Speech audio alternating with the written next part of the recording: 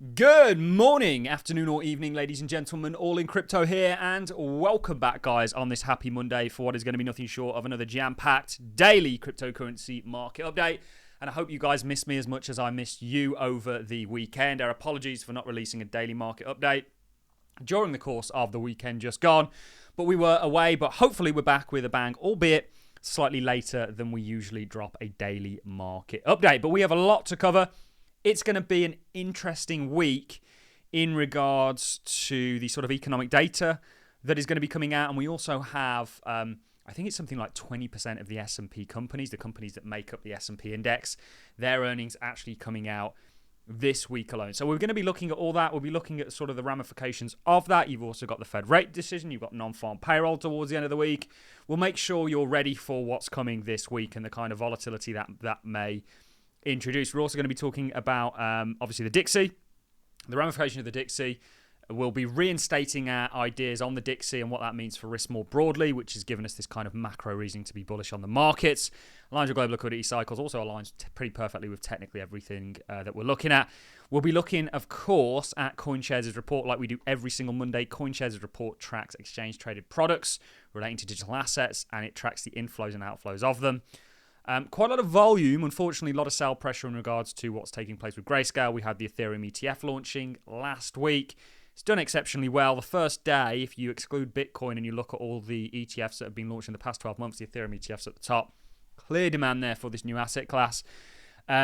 We'll maybe fly by some ETPs that we're looking at of our own that help us be bullish on the broader space. A little bit on Bitcoin, which reached $70,000, likely on the back end of where I want to start the video. And that is with Donald Trump's speech over at the Bitcoin conference. And we're not going to play the whole thing because it was about 40 minutes long, but we're going to be showing you some sort of key sections of it. And he is, in my opinion, exceptionally bullish for the crypto industry as a whole, certainly Bitcoin. And actually, one thing that I look and talk about with my Patreons, and I've mentioned it a lot publicly on the channel, one of the reasons we're bullish on the market is because where we think Bitcoin miners are. And we think that when you look at Bitcoin miners, we're generating a lot of very high price targets for them. In fact, we have one miner out there that we think is going to perform much the same as an altcoin in a sort of bull market. You know, it's going to give you 20 plus potentially percent or around that sort of range in regards to, not 20%, 20x in regards to where it currently is. And we've got the whole Bitcoin mining sector looks extremely bullish. And certainly when you factor in what Trump's talking about here, that's potentially a fundamental reasoning towards it. And actually, when I think about Bitcoin miners, you know, there's this new kind of buzz in regards to this idea of DePIN. Well, Bitcoin is the kind of first DePIN network. It's a decentralized physical infrastructure network because, of course, the Bitcoin miners are hardware that essentially run software on them to enable the kind of Bitcoin network. But can they be used as something alternative to Bitcoin? Are we going to see that trend emerge? Potentially, we can talk about it all during the course of this daily market update. So let's start things off. We've got two clips from Trump. We've also got one from Senator Lummis. So I know people get very triggered when I bring Trump up. Whether you like it or not, he is a important individual to watch, certainly if he becomes the president of the United States, which I very much suspect that he will do. You know, we saw Biden drop out. I don't think there's any surprises there.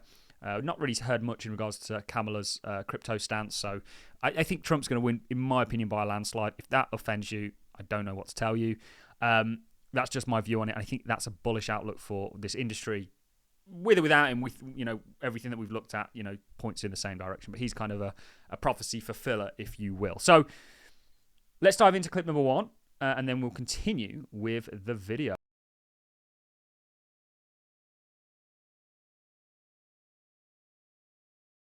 This afternoon, I'm laying out my plan to ensure that the United States will be the crypto capital of the planet and the Bitcoin superpower of the world, and we'll get it done.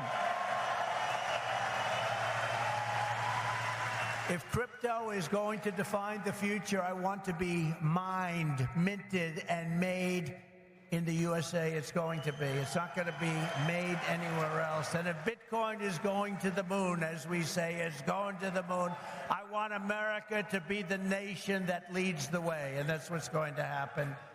No, you're going to be very happy with me. You're going to be so happy. You're going to say he's the greatest guy. That's why I'm proud to be the first major party nominee in American history to accept donations in Bitcoin and crypto. And And they've made a lot of them, I might tell you. And I appreciate it. Since we made that announcement on May 21st, we have already raised $25 million, much of it in Bitcoin, crypto, and others that are very, very good also. But as you know, our excitement about the future of Bitcoin and crypto could not be more difficult from the approach of our opponents. Can't be, look, our opponents have gone a difficult route. They're going old-fashioned stuff. We're going to take it right down the middle. We are so different from anybody else in terms of a campaign. First of all, we understand it. They don't understand it. They are blocking your path. They're blocking your way. But I've made it a lot easier for you because the SEC has been very, very tough on you. And now they see that you've embraced me. All of a sudden, people that were under investigation, they're being let go. They're saying, oh, no, we don't want to do that. We love crypto. Let me tell you, if they win this election, every one of you will be gone. They will be vicious. They will be ruthless. They will do things that you wouldn't believe. But right now, because of me, they're leaving you alone. So please say thank you, President Trump. Thank you very much.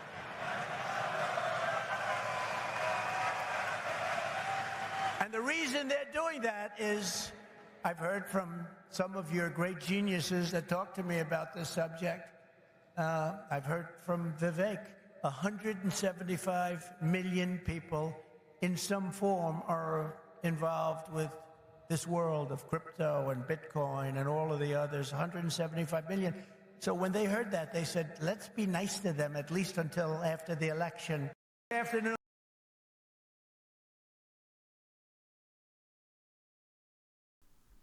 Love him or hate him, you know, there's no undoubtable nature to he's trying to get elected. Of course, he's going to play that crypto card. You've got a lot of kind of one party or one issue voters that will probably choose crypto to be their main kind of anchorage.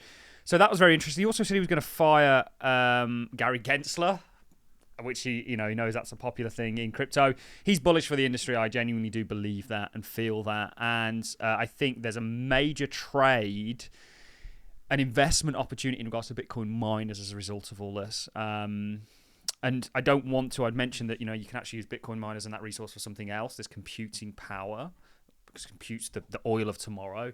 And there could be another sort of element in that. There was a number of other clips I could have played you in regards to Trump. He also said, you know, never sell your Bitcoin, or that's what the mantra that Bitcoin individuals talk about. Of course, Michael Saylor would hop on that bandwagon, having been largely wrong on this industry as a whole, but very right on Bitcoin and the bet of it. You also had Lummis very much talking about how the Federal Reserve may convert or hold Bitcoin as a kind of backing to its reserves. Yeah, there's a potential there. I mean, why not? They already hold a significant amount of it. Now that we've got the kind of interesting, I guess, events, certainly from the Bitcoin 2024, let's dive into a little bit more sort of down to earth things. And let's start things off with the week that you guys have ahead of you. So today, nothing. Bitcoin, just to sort of pivot into this, very much breaking out of that broadening structure like we were expecting it to do. You know, we still have that $151,000 target, and we've been sticking to that target since 17K, or we've certainly been sticking to the targets that we've had and largely been met on many of them. It's just a case of understanding that you're in an uptrend and being on the right side of it and not getting shaken out on the kind of dips that occur, because the institutions clearly aren't, and we've seen clear institutional involvement and a lack of retail involvement throughout this entire bull market so far. So this is likely going to result to the upside. You're kind of at the top sort of descending a grind line here that I do think you'll break, that's making up this wedge. And ultimately, you know, it's not going to be long. I think certainly by mid-2024, 2025, potentially, you're going to be looking at your $151,000 price prediction. Retail largely hasn't entered yet. They're going to come in a big way, and that's going to see altcoins do spectacularly. So today you've got nothing. Probably quite good that there's not much on. That's kind of allowing Bitcoin to sort of flourish in the manner that it is this morning. Tuesday, we've got lots of GDPs, Eurozone GDP. We've got CPIs from Germany. Wednesday, the big one is obviously the US rate decision. We've got PMIs, we've got ADPs as well, which is the job market. All very important for the Dixie. Remember, the dollar in its direction is either going to lean or support risk.